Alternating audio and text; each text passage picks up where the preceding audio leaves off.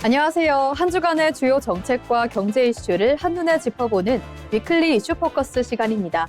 오늘은 최민경, 박소연 아나운서와 함께합니다. 안녕하세요. 안녕하세요. 네, 요즘 거리에는 초록빛이 짙어지고 제법 여름 같은 바람도 느껴지고 있는데요. 계절이 한 걸음씩 앞으로 나아가고 있는 만큼 우리 사회도 빠르게 변화하고 있습니다. 6.3 지방선거를 앞두고 다양한 정책 이야기들도 나오고 있고 증시 역시 새로운 흐름을 이어가면서 시장의 기대감도 커지고 있는데요.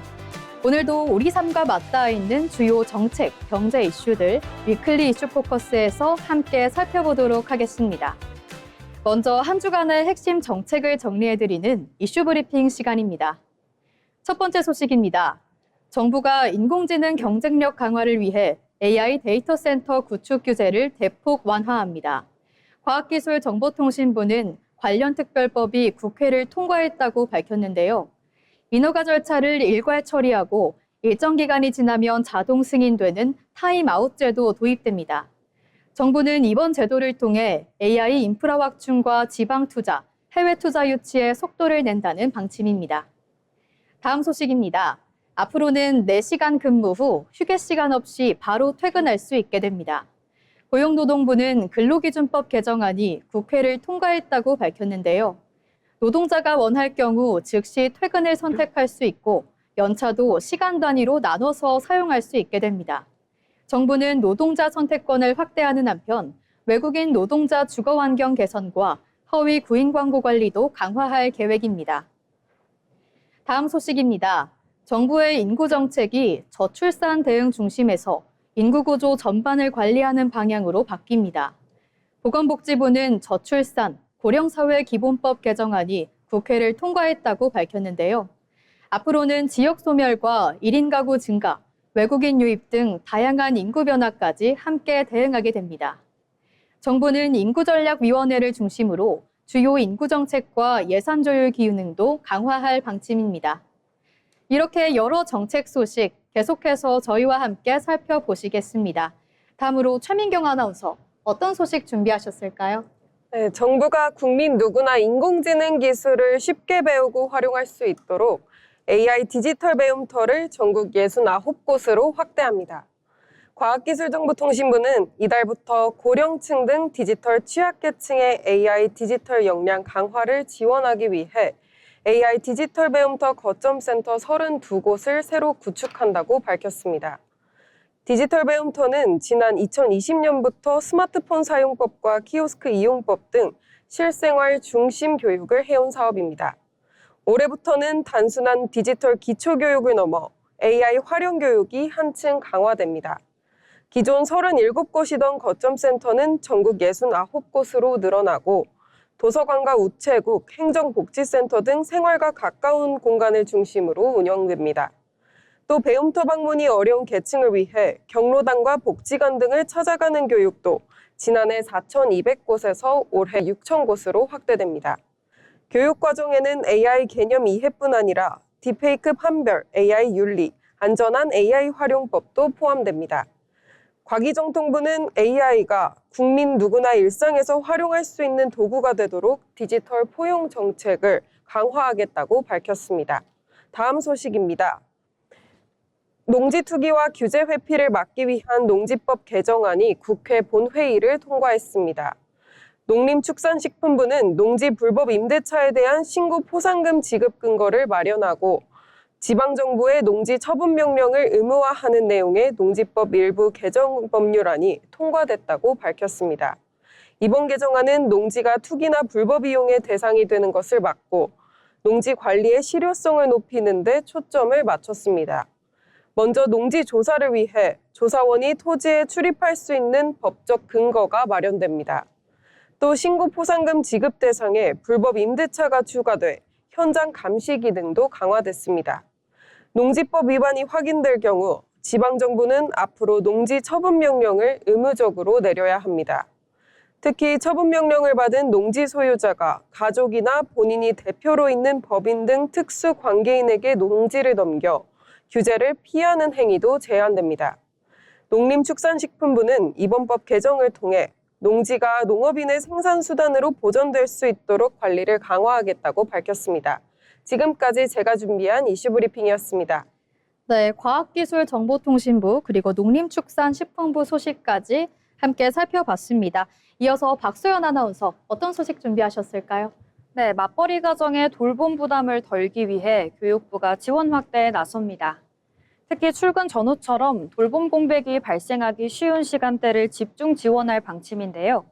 이른바 틈새 돌봄 사각지대를 줄이는 게 이번 대책의 핵심입니다. 먼저 유치원에는 시니어 돌봄사 배치가 확대됩니다. 현재 전국 240여 개 유치원에 400여 명이 투입돼 등하원 지도와 아침 저녁 돌봄 지원 업무를 맡고 있습니다. 이들은 사전 교육을 거쳐 현장에 배치되며 교사들의 업무 부담을 덜고 보다 안정적인 돌봄 환경 조성에 힘을 보태고 있습니다. 교육부는 현장 수요와 운영 성과를 바탕으로 오는 2027년까지 사업 규모를 단계적으로 확대할 계획입니다. 어린이집 지원도 함께 강화됩니다. 그동안 오전 9시 이전 이른 시간대 돌봄은 별도 재정 지원이 없어 운영 부담이 적지 않았는데요.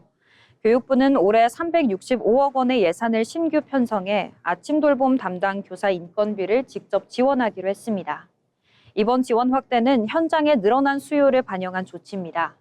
올해 초 아침 돌봄 이용자는 지난해 같은 기간보다 약 30% 증가한 것으로 나타났는데요. 교육부는 현장 수요를 반영해 지원을 지속 확대해 나간다는 방침입니다. 다음 소식입니다. 지역 소상공인에 대한 지원이 확대됩니다. 중소벤처기업부가 2026년 소상공인 생활문화 혁신 지원 사업을 본격 추진합니다. 푸드와 뷰티, 패션 등 생활문화 분야의 유망 소상공인을 발굴해 성장을 지원하는 사업입니다. 이번 사업에는 총 400억 원 규모의 추가 경정 예산이 투입될 전망입니다.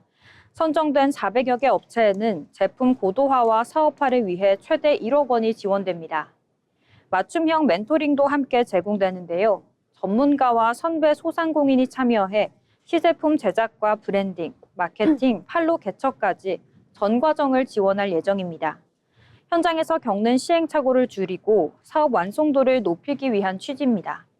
이번 사업은 지역 균형 발전에도 초점을 맞췄습니다. 전체 선정 과제의 70% 이상을 비수도권에 배정할 계획인데요. 지역 특산물이나 전통 기술을 활용한 사업은 우선 선발 대상입니다.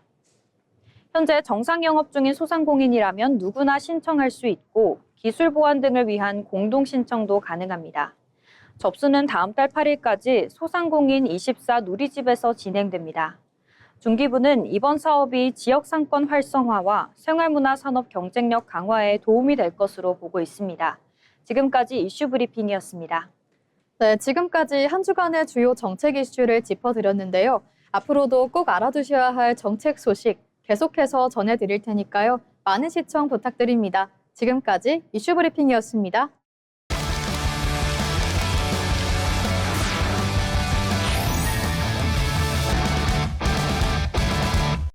이번 시간은 우리의 미래를 바꾸는 산업을 탐구하는 산업백과 시간입니다. 최민경 아나운서, 오늘은 어떤 산업 준비해 주셨을까요? 네, 오늘 산업백과에서는 AI 시대의 숨은 인프라, 바로 전력망 산업에 대해서 살펴보겠습니다. AI 산업하면 보통 반도체와 데이터 센터를 먼저 떠올리지만 최근에는 그 뒤를 바치는 전력 인프라도 중요한 경쟁력으로 떠오르고 있습니다. 아무리 좋은 반도체와 서버가 있어도 안정적인 전력이 없다면 AI 서비스는 확장되기 어렵기 때문인데요. 오늘은 AI가 키운 전력망 산업이 왜 주목받고 있는지 살펴보겠습니다. AI 산업의 성장은 그동안 주로 반도체 성능과 데이터 센터 확충을 중심으로 이야기돼 왔습니다. 하지만 최근에는 이를 뒷받침하는 전력 공급 능력이 또 다른 경쟁력으로 떠오르고 있습니다. AI 모델을 학습시키고 서비스를 운영하려면 대규모 서버가 계속 작동해야 하고 생성형 AI처럼 연산이 많은 서비스일수록 더 많은 전력이 필요합니다. 이 때문에 산업계의 관심은 서버를 안정적으로 돌릴 수 있는 외부 인프라로 확장되고 있습니다. 전력망 산업이 다시 주목받는 가장 큰 배경에는 데이터 센터가 존재합니다. 데이터 센터는 AI가 실제로 작동하는 물리적 공간인데요. 수많은 서버가 데이터를 저장하고 계산하는 곳이고 이 서버들은 하루 종일 쉬지 않습니다. AI 서비스가 확산될수록 데이터 센터는 더 많은 전력을 필요로 합니다. 결국 데이터 센터 증설은 전력망 확충 문제와도 직접 연결되고 있습니다. 전력망은 발전소에서 만들어진 전기를 필요한 곳까지 보내는 핵심 인프라 자원입니다. 발전소에서 생산된 전기는 송전망과 변전소, 배전망을 거쳐 산업단지와 건물, 또 우리가 이용하는 가정으로 전달됩니다. 중요한 건 전기를 많이 만드는 것으로는 충분하지 않다는 점입니다. 필요한 곳까지 안정적으로 보낼 수 있어야 데이터 센터와 첨단 공장도 문제없이 가동될 수 있는데요. 그래서 전력망은 이제 AI 산업과 첨단 제조업을 떡받치는 기반 인프라로 다시 평가받고 있습니다. 전력망 투자가 늘어나면 함께 주목받는 분야가 있습니다. 바로 변압기와 전력 케이블, 배전 설비 같은 전력기기 쪽입니다. 변압기는 전기의 전압을 상황에 맞게 바꿔주는 핵심 장비입니다. 전기를 멀리 보낼 때는 높은 전압이 필요하고 실제 사용 단계에서는 알맞은 수준으로 낮춰야 하기 때문입니다. 전력 케이블은 전기가 이동하는 길인데요. 데이터 센터와 반도체 공장처럼 전력을 많이 쓰는 시설이 늘어날수록 관련 장비 수요도 함께 커질 수밖에 없습니다. 그래서 전력기기 산업은 AI 인프라의 숨은 수혜 분야로 불리고 있습니다. 전력망의 역할도 달라지고 있습니다. 과거 전력망은 발전소에서 만든 전기를 한 방향으로 보내는 인프라에 가까웠습니다. 하지만 지금은 재생에너지, 전기차 충전, 데이터 센터 수요가 맞물리면서 전력 흐름이 훨씬 복잡해지고 있습니다. 이 변화 속에서 필요한 것이 스마트 그리드인데요. 전력 사용량과 공급 상황을 실시간으로 확인하고 전기 흐름을 더 효율적으로 조절하는 차세대 전력망입니다. 전력망이 데이터와 결합한 지능형 인프라로 진화하고 있는 것입니다. 물론 과제도 있습니다. 가장 큰 변수는 속도와 비용인데요. 데이터 센터와 첨단 산업단지의 전력 수요는 빠르게 늘고 있지만 전력망은 수요가 생겼다고 바로 확장할 수 있는 인프라가 아닙니다. 송전망을 새로 구축하거나 변전소를 확대하려면 대규모 투자가 필요하고 인허가 절차와 지역 수용성 문제도 함께 따라옵니다. 결국 앞으로의 핵심은 늘어나는 전력 수요에 맞춰서 인프라를 얼마나 빠르고 안정적으로 확충할 수 있느냐입니다. 정리하면 AI 산업의 성장은 반도체만으로 완성되지 않습니다. 고성능 반도체와 데이터 센터, 그리고 이를 안정적으로 움직여야 할 전력 인프라가 함께해야 합니다. 데이터 센터는 전력 수요를 바꾸고 전력 수요는 다시 전력망과 변압기, 케이블 산업의 성장을 이끌고 있습니다. 반도체 다음은 전기, AI 시대의 숨은 인프라로 떠오른 전력망 산업을 계속 주목해볼 필요가 있겠습니다. 지금까지 산업백과였습니다. 네, 보이지 않는 곳에서 산업을 움직이는 전력 인프라의 중요성, 앞으로도 계속 커질 것으로 보이는데요. 이어서 통계로 사회를 읽어보는 데이터픽 시간입니다. 최진영 아나운서가 전해드립니다. 숫자로 트렌드를 짚어보는 데이터픽 시간입니다. 나 혼자 산다라는 예능 프로그램 아시죠? 10년 넘게 많은 사랑을 받고 있는 프로그램인데요. 이 프로그램처럼 요즘 우리 사회에서는 혼자 사는 1인 가구가 점점 증가하고 있습니다. 오늘 데이터픽에서는 요즘 사회에서 1인 가구가 얼마나 증가하고 있고 그에 따른 생활 문화가 어떻게 바뀌고 있는지를 알아보겠습니다. 혼밥, 혼술, 혼영, 이젠 전혀 어색하지 않은 단어가 됐습니다. 1인 가구가 늘어나면서 혼자 놀기 문화가 하나의 트렌드가 되고 있는 건데요. 이젠 주변에서 혼자 생활하는 사람을 흔하게 찾아볼 수 있을 정도가 됐습니다. 그렇다면 우리 사회에서 1인 가구의 비율과 그 수는 어떻게 되는 걸까요? 국가데이터처 인구 총조사에 따르면 주요 연령대별 1인 가구 비율은 2000년 대비 2024년에 크게 늘어난 것으로 나타났습니다. 그중 20, 30대의 경우 2000년 6.5%에서 2024년 12.5%로 2배 가까이 늘었고 60, 70대의 경우 4.4%에서 10.5%로 2.5배 가까이 늘어났는데요. 전체 연령에서의 비율 역시 15.5%에서 36.1%로 크게 늘어났습니다. 1인 가구 수 역시 크게 늘었습니다. 국가데이터처 자료에 따르면 1인 가구 수는 2015년 약 520만 가구에서 2024년 약 800만 가구로 300만 가구 정도 증가했습니다. 특히 70세 이상 고령층의 증가폭이 가장 가파른 추세를 보이고 있어 독거노인 문제로도 연결되고 있습니다. 그렇다면 이러한 1인 가구 증가의 원인은 무엇일까요? 1인 가구 증가의 주요 원인에는 크게 5가지가 있습니다. 첫째, 결혼 연령의 상승입니다. 결혼과 출산을 하는 연령이 점점 늦어지면서 독립적으로 살아가는 기간이 길어지고 있기 때문입니다. 둘째, 비혼 인식의 확산입니다. 젊은 층 사이에서 결혼이 필수가 아니라는 인식이 확산되며 비혼과 독신 생활을 하는 사람이 늘어나고 있기 때문입니다. 셋째, 고령화도 1인 가구의 증가의 원인 중 하나입니다. 평균 수명이 점점 증가하면서 배우자와 사별하거나 자녀와 따로 거주하는 고령 1인 가구가 빠르게 증가하고 있기 때문입니다. 넷째, 주거 형태 변화도 1인 가구 증가의 주요 원인으로 들 수 있는데요. 1인 가구에 적합한 원룸, 오피스텔 등 주거 형태가 다양해지고 접근성이 좋아진 것도 1인 가구 증가에 영향을 끼쳤습니다. 마지막으로 개인주의 확산과 라이프 스타일 변화가 있습니다. 개인의 취향과 가치, 시간을 중시하는 문화가 확산되며 혼자 생활하는 라이프 스타일이 자연스러워졌기 때문입니다. 이처럼 점점 늘어나고 있는 1인 가구, 우리의 생활에는 어떤 변화를 가져왔을까요?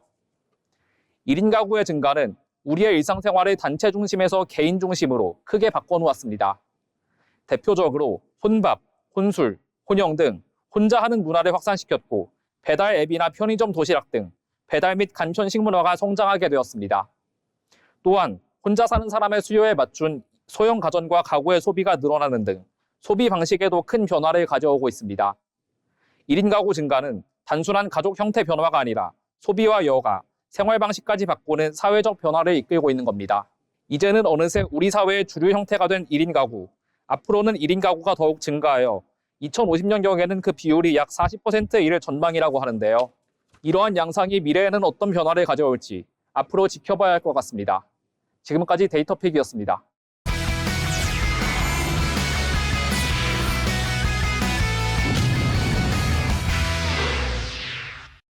이번 시간은 세상을 바꾸는 기술의 흐름을 짚어드리는 테크노트 시간입니다. 박소연 아나운서, 오늘은 어떤 소식 준비하셨을까요? 네, 오늘 테크노트에서 함께 살펴볼 주제는 AI 에이전트 시대, 우리는 AI를 어디까지 믿을 수 있을까입니다.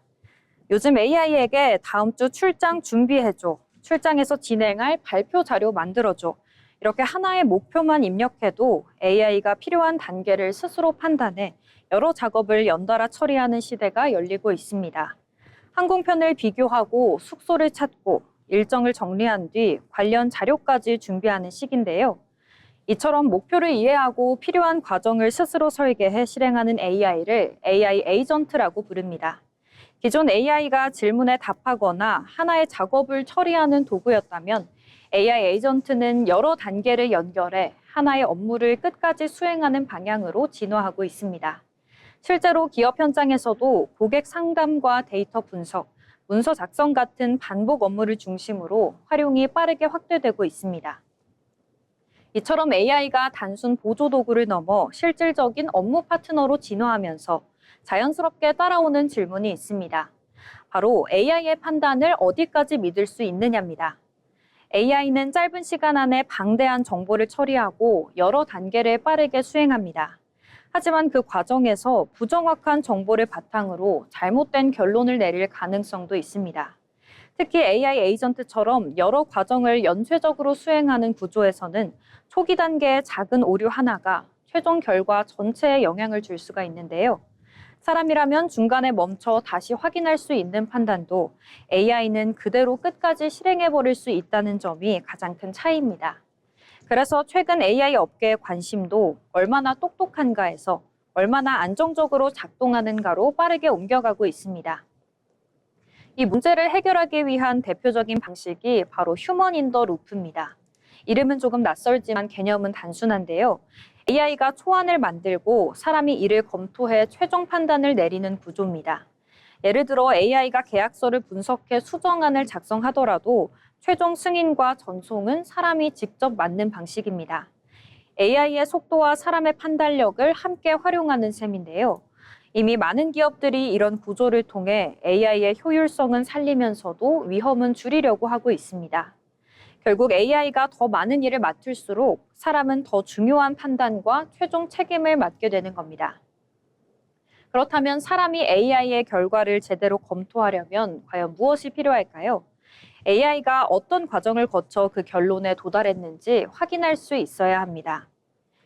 겉으로 보기엔 정답처럼 보여도 잘못된 정보나 불완전한 데이터를 바탕으로 우연히 맞는 답을 냈을 가능성이 있기 때문입니다.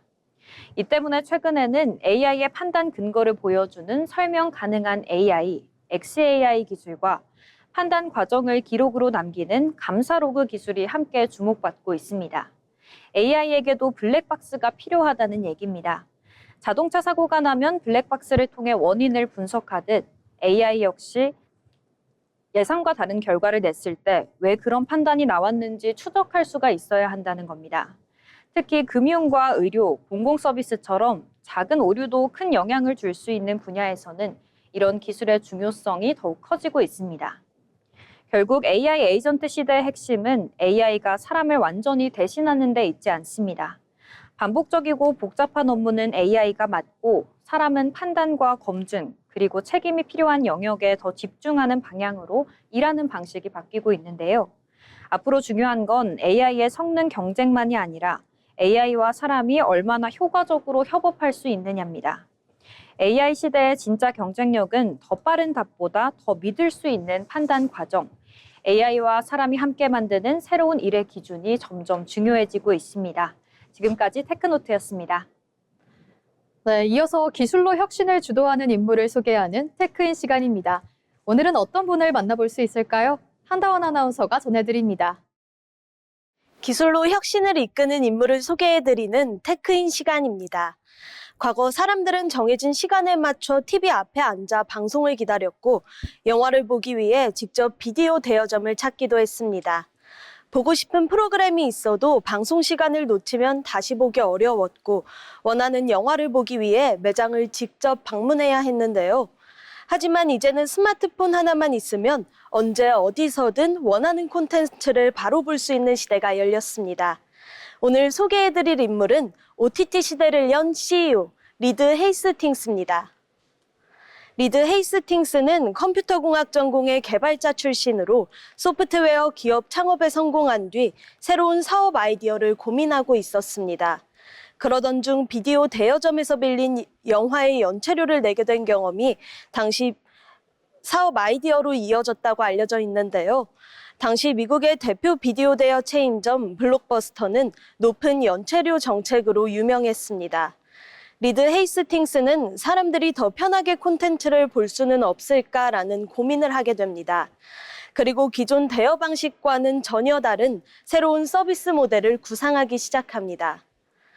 그렇게 1977년 그는 동료와 함께 넷플릭스를 창업하게 됩니다. 초기 넷플릭스는 지금처럼 스트리밍 플랫폼이 아니라 DVD를 우편으로 배송해주는 서비스였습니다.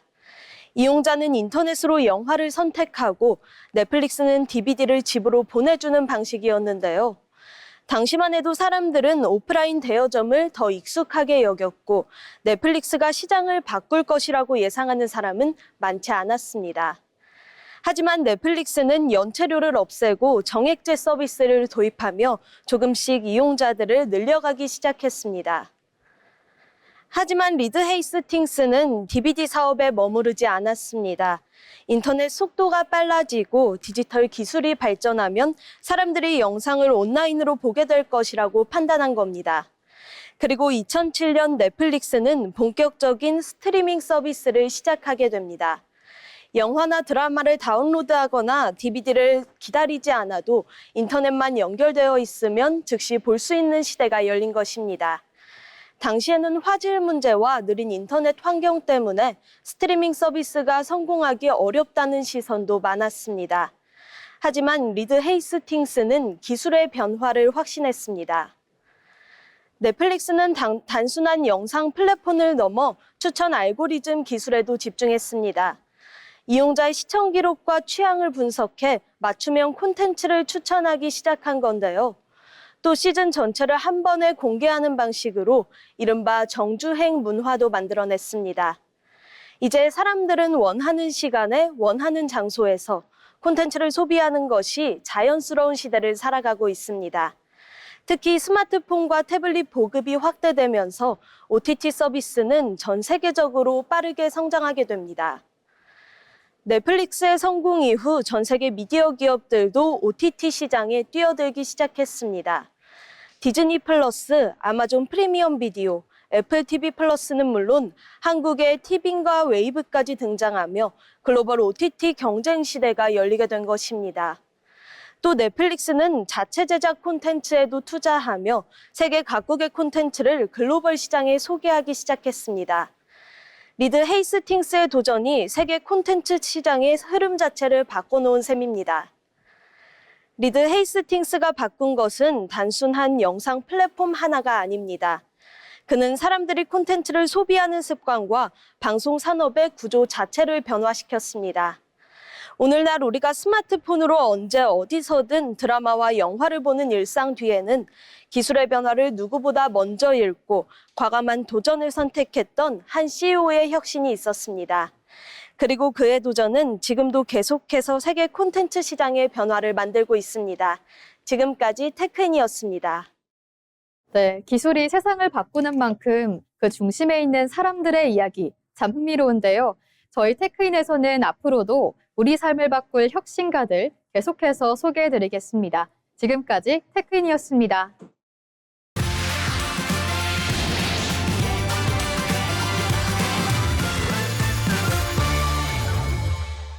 이어서 주식 초보와 함께 걷는 투자 길잡이 머니루트 시간입니다. 오늘도 주식과 경제 이야기 쉽고 간단하게 풀어드리려고 하는데요. 먼저 경제 뉴스 함께 살펴보겠습니다.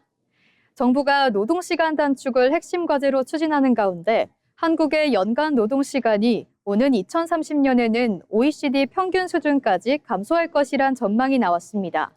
한국고용노사관계학회 보고서에 따르면 우리나라 연간 노동시간은 현재 1,800시간대에서 2030년 1,739시간까지 줄어들 것으로 예상됐는데요.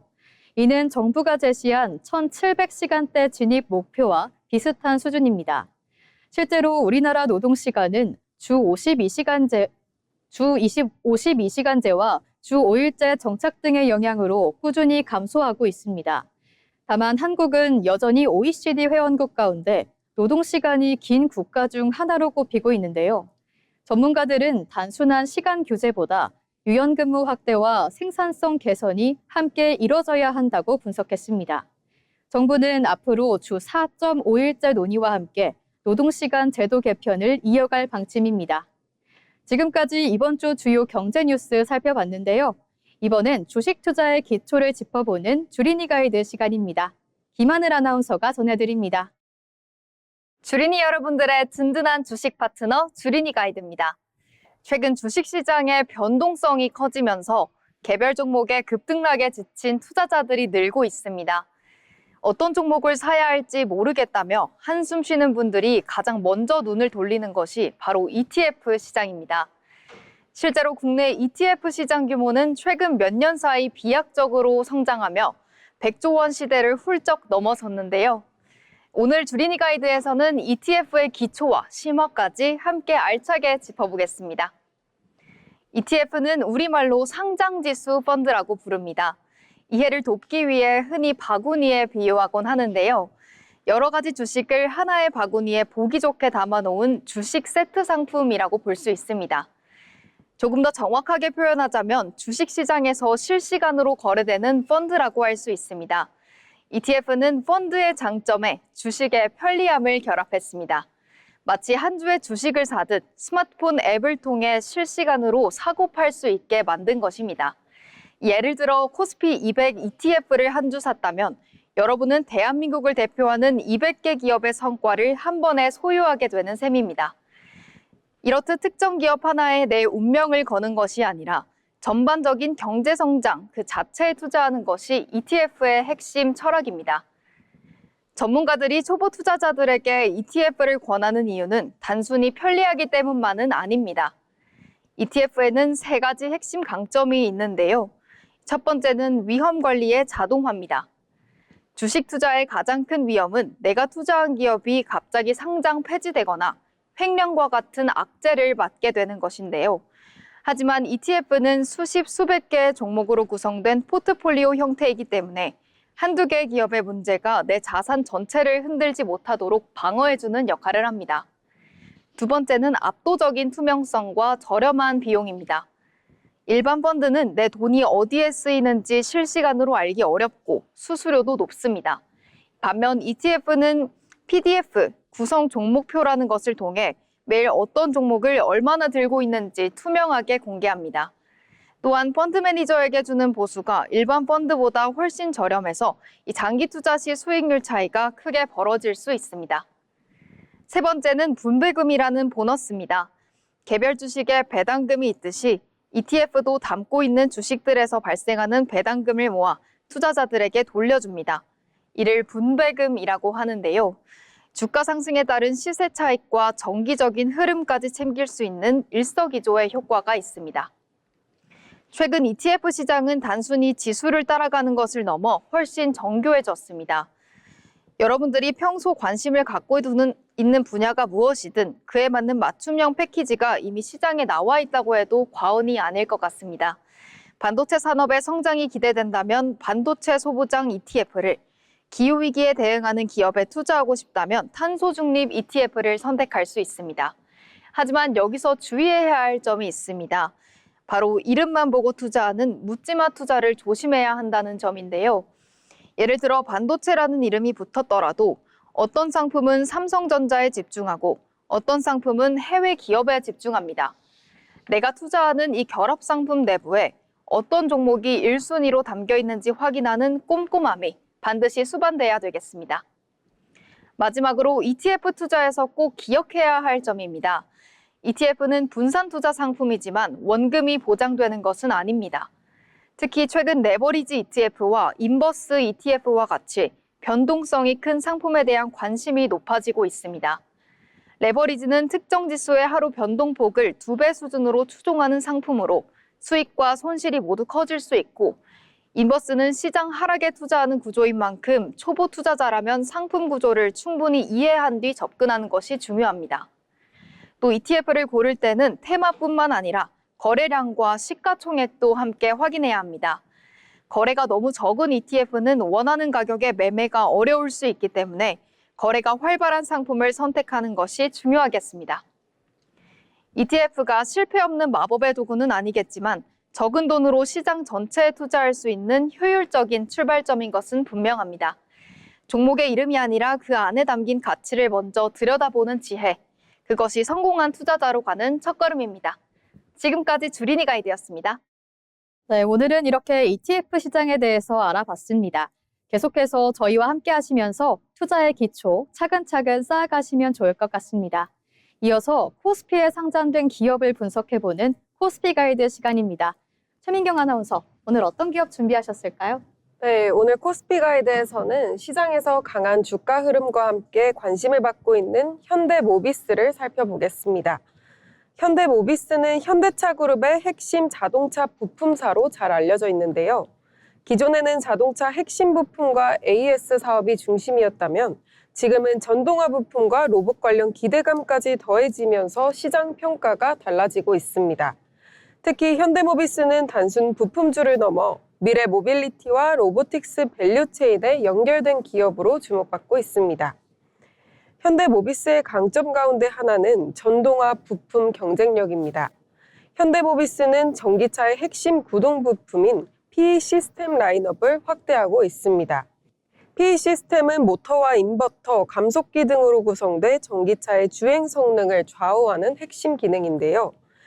현재 현대모비스는 기존 250kW급에 더해 160kW급, 120kW급까지 제품군을 넓히고 있습니다. 이렇게 되면 소형 전기차부터 고성능 전기차까지 아우를 수 있는 구동 시스템 라인업을 갖추게 됩니다. 실적도 비교적 안정적인 흐름을 보이고 있습니다.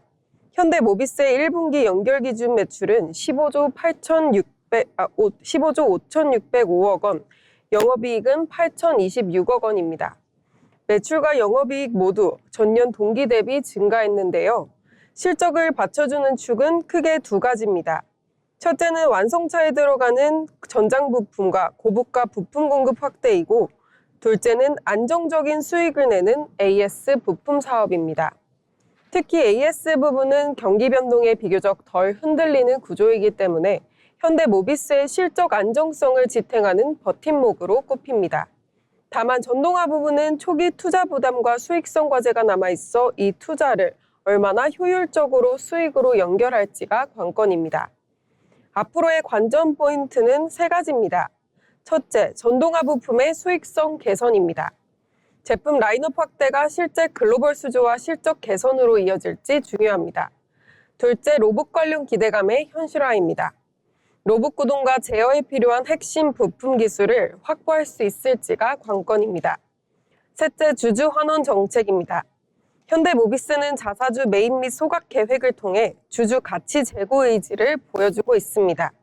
한 줄로 정리하면 현대모비스는 안정적인 AS 사업을 바탕으로 전동화와 로봇이라는 미래 성장축을 확장해 가고 있는 기업입니다. 앞으로는 이 기대감이 실제 수익성과 실적으로 얼마나 이어지느냐가 주가 흐름의 핵심 변수가 될 것으로 보입니다. 지금까지 코스피 가이드였습니다. 네, 이어서 코인 시장의 흐름과 기술을 알아보는 코인 가이드 시간입니다. 박소연 아나운서, 오늘은 암호화폐 관련 기술을 준비해 주셨다고요. 네, 오늘 코인 가이드에서 함께 살펴볼 주제는 바로 비트코인 레이어 2입니다. 최근 가상자산 시장에서 비트코인의 활용 범위를 넓혀줄 핵심 기술로 주목받고 있는데요. 비트코인 네트워크의 처리 부담을 줄이고 거래를 보다 효율적으로 만들기 위한 확장 기술입니다. 비트코인은 전 세계에서 가장 대표적인 가상자산이지만 거래를 처리하는 속도와 규모에는 구조적인 한계가 있습니다. 거래량이 몰릴 경우 처리 시간이 길어질 수 있고 네트워크 이용 비용이 높아질 가능성도 있는데요. 도로에 차량이 한꺼번에 몰리면 극심한 정체가 생기는 것과 비슷합니다. 이처럼 비트코인이 널리 사용될수록 처리 부담이 커질 수 있다는 점은 오랫동안 해결 과제로 꼽혀왔습니다. 이 한계를 보완하기 위해 등장한 기술이 바로 비트코인 레이어 2입니다. 레이어 2는 거래 일부를 별도의 네트워크에서 먼저 처리한 뒤 최종 결과만 비트코인 메인 네트워크에 기록하는 방식입니다. 이 과정을 통해 메인 네트워크의 부담을 줄이면서도 비트코인의 보안성을 기반으로 거래를 처리할 수 있습니다. 덕분에 거래 속도를 높이고 네트워크 혼잡으로 인한 비용 부담을 줄이는 효과를 기대할 수가 있는데요. 대표적인 사례로는 빠른 소액 결제를 지원하는 라이트닝 네트워크가 있습니다. 커피 한 잔처럼 소액 결제가 필요한 상황에서도 보다 빠른 송금이 가능해지는 겁니다. 또한 최근 비트코인 레이어 2는 이런 단순 결제 기술을 넘어 활용 범위를 넓히는 방향으로도 빠르게 발전하고 있습니다. 해외 송금처럼 속도가 중요한 서비스는 물론 비트코인을 기반으로 한 금융 서비스와 다양한 응용 기술을 구현하려는 시도도 이어지고 있는데요. 이는 비트코인이 단순히 보관만 하는 자산을 넘어 실제로 활용할 수 있는 네트워크로 진화하고 있다는 의미입니다. 시장에서도 관련 프로젝트와 기술 개발에 대한 관심이 꾸준히 이어지고 있습니다. 다만 아직은 기술 발전이 진행 중이라는 단계도 함께 봐야 합니다. 레이어 2마다 기술 구조와 안정성, 실제 서비스 적용 수준에는 차이가 있기 때문입니다.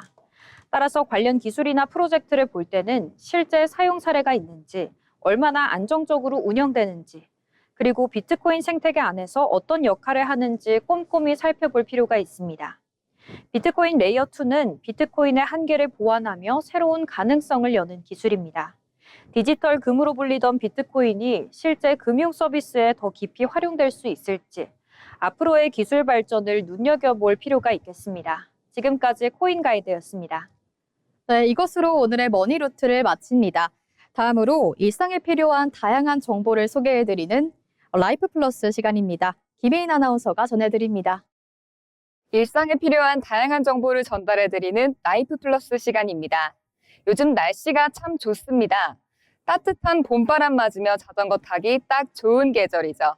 그래서인지 서울 시내를 걷다 보면 초록색과 하얀색이 섞인 자전거를 타고 도심을 누비는 분들이 참 많습니다. 바로 서울시 공유자전거 따릉이입니다. 서울 시민들의 든든한 발이 되어줄 뿐만 아니라 타 지역에서 서울로 여행 오신 분들에게도 저렴하게 서울 곳곳을 누빌 수 있는 아주 훌륭한 교통수단이죠. 그런데 말입니다. 따릉이를 처음 이용하시는 분들, 특히 타 지역에서 오신 분들이 가장 많이 헷갈려 하시고 또 억울하게 추가 요금을 내는 경우가 있습니다. 바로 요금제 때문인데요. 오늘 라이프 플러스에서는 따릉이 1시간권의 숨겨진 비밀을 확실하게 전달해 드리겠습니다. 따릉이 앱을 켜고 이용권을 구매해서 보려고 하면 1일권 기준으로 1,000원의 1시간권과 2,000원의 2시간권이 있습니다. 이걸 처음 보시는 분들은 이렇게 생각하십니다. 아, 1시간권은 하루에 딱 1시간만 탈 수 있는 거구나. 자전거를 오래 탈 거면 무조건 2시간권을 하거나 아니면 1시간을 타고 추가 요금을 내야겠구나 라고 생각을 하십니다. 하지만 이건 절반만 맞는 이야기입니다. 결론부터 말씀드리면 1시간권 한 장만 결제해도 24시간 내내 추가 요금 없이 무제한으로 이용하실 수 있습니다. 이게 어떻게 가능할까요? 비밀은 바로 기본 대여 시간이라는 개념에 있습니다. 따릉이 1시간권의 진짜 의미는 하루 총 이용 시간이 1시간이라는 의미가 아닙니다. 한 번 빌렸을 때 연속으로 탈 수 있는 최대 시간이 60분이라는 뜻입니다. 즉 자전거를 빌리고 60분이 되기 전에 가까운 따릉이 대여소에 자전거를 반납하기만 하면 그 즉시 다시 다른 자전거를 빌려서 또 60분을 탈 수 있는 겁니다. 예를 들어 볼까요? 자전거를 빌려 한강을 50분 정도 달립니다. 그리고 눈앞에 보이는 대여소에 자전거를 반납합니다. 그리고 나서 앱을 켜고 방금 반납한 자전거를 혹은 옆에 있는 다른 자전거를 다시 대여합니다. 그러면 다시 60분의 시간이 새롭게 주어집니다. 이 반납과 재대여 과정을 반복하기만 하면 하루 종일 서울 시내를 돌아다녀도 단돈 1,000원이면 충분하다는 얘기입니다. 이 사실을 모르는 타 지역 방문객분들이 자전거를 한 번 빌려놓고 반납 없이 2~3시간씩 쭉 타시다가 나중에 자전거보다 비싼 배보다 배꼽이 더 큰 추가 요금 폭탄을 맞고 당황하시는 경우가 생각보다 많습니다. 따릉이는 기본 대여 시간 60분을 초과할 경우 5분당 200원씩 과금이 되는데요. 따라서 장기간 이용하실 계획이라면 자전거를 타시다가 50분쯤 되었을 때 여유있게 주변 대여소를 한번 찾아 반납하시고 다시 빌리는 것. 이것만 꼭 기억하시면 되겠습니다. 물론 이렇게 유용한 따릉이를 이용하실 때 반드시 주의하셔야 할 점들이 있습니다. 첫 번째는 이용권의 유효기간 기준입니다. 나는 밤 11시에 결제했는데 그럼 밤 12시가 지나면 끝나는 건가요? 아닙니다. 이용권의 24시간 사용 가능 기간은 결제 시점이 아니라 첫 회 대여 시점부터 계산됩니다. 오늘 오후 2시에 처음 자전거에 잠금을 풀고 대여했다면 내일 오후 2시 전까지 유효하다는 점 참고하시기 바랍니다. 두 번째, 확실한 반납 처리입니다. 자전거를 다 타셨다면 반드시 정해진 대여소 거치대에 자전거를 세우고 자전거에 달린 잠금 장치 단말기를 아래로 내려 잠가 주셔야 합니다. 잠그면 자동으로 반납 처리가 되는데요. 이때 그냥 훌쩍 떠나지 마시고 반드시 앱이나 카카오톡을 통해 반납이 완료되었습니다 라는 메시지를 확인해 주셔야 됩니다. 제대로 잠기지 않아서 계속 시간이 흘러가 추가 요금이 발생하거나 자전거가 분실되는 사례가 종종 발생하기 때문입니다. 세 번째, 4시간 무단 방치 금지입니다. 간혹 밥을 먹거나 카페에 간다고 대여소가 아닌 곳에 자전거를 잠가두고 볼일을 보시는 분들이 있습니다. 하지만 대여 후 4시간 동안 반납이 이루어지지 않으면 따릉이는 이를 도난 자전거로 간주합니다. 만약 자전거가 고장났거나 주변의 대여소를 도저히 찾을 수 없어 반납이 어려운 상황이라면 당황하지 마시고 따릉이 운영센터 1599-0120으로 바로 연락해 조치를 받으셔야 합니다. 단돈 1,000원으로 서울 구석구석을 누빌 수 있는 마법의 패스권 따릉이. 오늘 알려드린 60분 전 반납 후 재대여라는 꿀팁 하나면 앞으로는 억울한 추가 요금 없이 알뜰하고 건강하게 자전거 나들이를 즐기실 수 있을 겁니다. 이번 주말 자동차 빵빵거리는 도심의 교통체증에서 벗어나 시원한 바람을 가르며 서울의 또 다른 매력을 발견해 보시는 건 어떨까요? 단 헬멧 착용과 안전운전은 선택이 아닌 필수라는 점 잊지 마시고요. 지금까지 여러분의 일상을 더 풍요롭게 만들어드리는 라이프 플러스였습니다. 네, 이렇게 작은 정보 하나가 일상을 더 풍요롭게 만들기도 하는데요. 이번에는 분위기를 바꿔서 스포츠 프리즘 시간입니다. 박상호 아나운서가 전해드립니다. 스포츠 프리즘입니다. 자전거 다들 한 번씩은 타보셨을 겁니다. 어릴 때 골목에서 신나게 달리던 기억 다들 있으실 텐데요. 오늘은 조금 다른 자전거 얘기를 해보려고 합니다. 뚜르 드 프랑스는 매년 7월 프랑스에서 열리는 세계 최대의 자전거 경주입니다. 이 대회에 출전하는 선수들의 자전거, 과연 가격이 얼마인지 아시나요? 적게는 1,000만 원에서 많게는 2천만 원을 훌쩍 넘습니다. 바퀴 2개에 페달 하나, 구조는 똑같은데 도대체 뭐가 다른 걸까요? 먼저 무게입니다. 우리가 흔히 접하는 자전거는 보통 15kg 안팎입니다. 반면 프로 선수의 자전거는 6.8kg에 불과합니다. 이 수치는 UCI, 국제 사이클 연맹이 정한 최저 무게이기도 합니다. 기술적으로는 더 가볍게 만들 수 있어도 이 이하로는 내려가지 못하는 겁니다. 그만큼 가벼움에 대한 집착이 대단한 세계인데요. 이 세계에서는 단 100g을 줄이는데 수십만 원이 들기도 합니다. 무게 1kg의 차이가 오르막에서 수십 초를 가르기도 하니 괜한 집착이 아닌 셈이죠. 실제로 뚜르 드 프랑스에서는 산악 스테이지를 앞둔 전날, 선수들의 부품을 더 가벼운 오르막용으로 바꾸는 게 흔한 일이라고 합니다. 그만큼 부품 하나하나의 무게가 승부를 가르는 세계입니다. 다음은 소재입니다. 입문용 로드바이크는 대부분 알루미늄 프레임인데요. 가격 대비 내구성이 뛰어나 입문자에게 실용적인 선택지입니다. 가격은 보통 100만 원대 초반에서 시작합니다. 중급 이상부터는 카본 소재가 쓰입니다. 알루미늄보다 훨씬 가볍고 장거리를 타도 몸에 무리가 덜 가는 소재입니다. 하지만 단점도 있는데요. 첫 번째로는 가격이 사악하다는 점입니다. 가격은 300만 원대에서 시작해 고급형은 1,000만 원대를 훌쩍 넘기도 합니다. 그리고 두 번째로는 충격에 약하다는 점인데요. 옆으로 넘어지거나 강하게 부딪히면 프레임이 그대로 깨질 수도 있습니다. 수백만 원짜리 프레임이 낙차 한 번에 못 쓰게 되는 일이 실제로 종종 있다고 합니다. 비쌀수록 오히려 더 조심해야 하는 것, 이것이 카본이 가진 모순입니다. 마지막은 구동계입니다. 페달을 밟으면 체인이 돌아가고 기어가 바뀌는 이 모든 장치를 구동계라고 하는데요. 여기에도 엄연히 등급이 존재합니다. 가장 잘 알려진 브랜드가 일본의 시마노입니다. 입문 등급부터 시작해 중급, 고급 순으로 올라갑니다. 최고 등급인 듀라에이스 풀세트의 가격은 200만 원 정도라고 하는데요. 자전거 전체도 아니고 구동계 하나의 가격이 이 정도라는 게 놀라울 따름입니다. 최근에는 여기서 한 발 더 나아가 변동 시스템도 등장했습니다. 손가락 하나로 버튼만 누르면 정확하게 기어가 바뀌는 시스템인데요. 가격은 수동보다 훨씬 비싸지만 한번 맛본 선수들은 다시 수동으로 돌아갈 수 없게 된다고 합니다. 그리고 로드바이크를 얘기하면서 빠질 수 없는 게 하나 또 있습니다. 바로 복장입니다. 한강 자전거 도로를 걷다 보면 딱 달라붙는 옷을 입고 있는 라이더들, 다들 한 번씩은 보셨을 텐데요. 솔직히 처음 보면 좀 민망하기도 합니다. 하지만 이 옷을 입는 이유가 다 있다고 하는데요. 몸에 딱 맞게 붙을수록 공기 저항이 줄어들고 그리고 빠르게 달릴수록 그 차이가 커진다고 합니다. 또 엉덩이 부분에는 쿠션이 들어가 있어서 장거리를 타도 충격을 흡수해 준다고 합니다. 이런 이유 때문에 민망하더라도 이 기능을 위해서라면 입을 수밖에 없는 거죠. 이렇게 로드바이크의 세계는 장비 하나하나에 엄청난 공이 들어갑니다.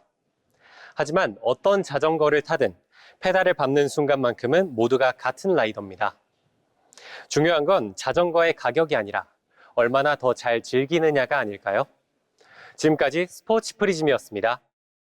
네, 저희 위클리 이슈 포커스도 계속해서 여러분만의 속도를 찾아나갈 수 있도록 함께하도록 하겠습니다. 오늘 준비한 내용은 여기까지입니다. 시청해주신 여러분 고맙습니다.